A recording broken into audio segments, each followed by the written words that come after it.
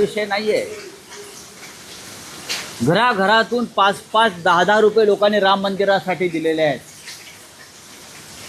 राम के काम में हर घर को शामिल किया गया.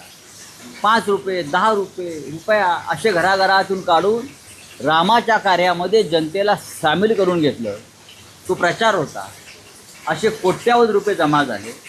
आतापर्यंत 2014 पासून राम मंदिराच्या नावावर भारतीय जनता पक्षाने 17,000 कोटी रुपये जमा केले. कुठे गेले?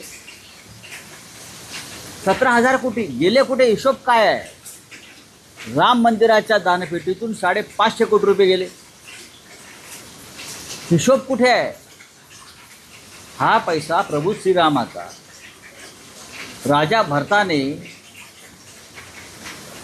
रामाच्या सिंहासनावर त्याच्या पादुका ठेवून 14 वर्ष राज्य केलं, पण एक पैशाची अफरातफर केली नाही राम येईपर्यंत. हे हिंदुत्व आहे. आणि फक्त 2 वर्षामध्ये भारतीय जनता पक्षानं रामाचे सिंहासन विकलं, रामाचा मुकुट विकला, रामाची माळ विकली, रामाचा खजिना लुटला. रावणाने सुद्धा रामाचा खजिना कधी लुटला नाही. रावणाने पण रामाचा आदर केला. आणि भारतीय जनता पक्ष आता रावणाच्या पिदावर रामाचा खजिना लुटतात. हे भारतीय जनता पक्षाचे लोक मोहम्मद गजनीचे बाप झालेले आहेत.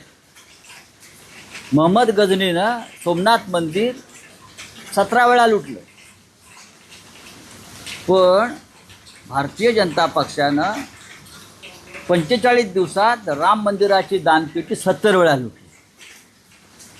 हा फरक समजून घ्या. आणि हिंदुत्व आम्हाला शिकवता येते. कुठे गेला सकल हिंदू समाज?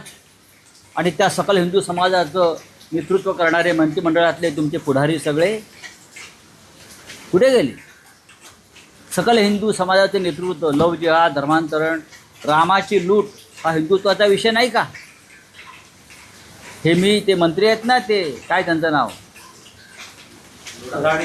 हा काय? हां,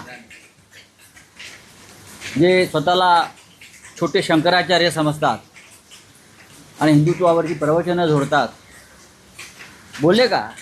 राम मंदिर लुटणाऱ्यांवर बोलले? आले रस्त्यावर? सकल हिंदू समाजाला आणलं का रस्त्यावर? असे अनेक लोक आहेत ना. देवेंद्र फडणवीस तेही हिंदुत्ववादीच आहेत ना, पण बोलले का? सांगा ना मला. ते कुंभमेळा करणारे मंत्री कोणते? हा सगळ्यात मोठा भ्रष्टाचार तिकडे होतो आहे, बोलले का? नाही ना. ते आम्हाला हिंदुत्व शिकवतात. आम्ही यांना रामाचा एक पैसाही लुटलेला पचवू देणार नाही.